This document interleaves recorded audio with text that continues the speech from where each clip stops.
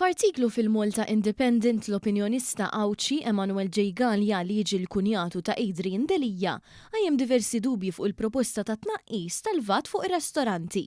Din il-proposta waħda mill-wedi li qed jagħmel il-Kap Nazzjonalista Alex Borch. Il-membru tal-Eżekuttiv Nazzjonalista sostna li l-evidenza internazzjonali turi li meta titnaqqas il-VAT fuq l-ikliet f'ristoranti da ma jgawdux minnu l-klijenti u l-maġġoranza ta' tnaqqis jispiċċa fil-bwiet tas-sedien tan-negozji. Din fil-fatt kienet ukoll il-konklużjoni fi stħarriġ li kien għamel Gvern Nazzjonalista fl-2009 meta kien ikkunsidra l-istess miżura.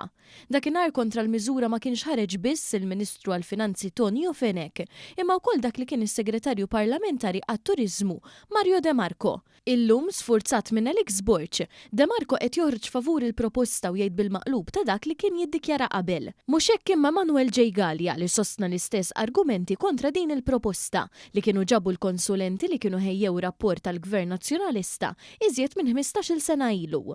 Gallia nota kif settur fejn il-maġġoranza tal-konsum u minn turisti, il-Gvern se jispiċċa jissussidja l-konsum tal-barranin, flok juża l-fondi pubbliċi biex jissussidja lill-familji Maltin u Awċin.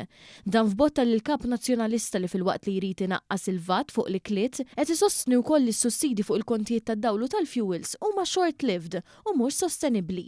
Fl-artiklu tiegħu l-ekonomista ta' esperjenza jargumenta li t-telf qawwi ta' dħul għall-Gvern mill-miżura ikun irid jitpatta minn żieda ta' taxxi oħrajn jew tnaqqis tal-ispiża pubblika.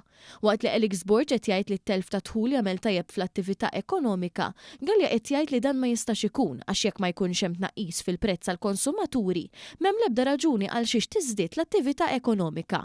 Gallia konkluda li mentri din il-proposta tinstema sabiħa, iċ-ċans u li se tkun sempliċi sussidju l ristoranti u staqsa kif dan jista' jkun ta' benefiċċju għall-poplu.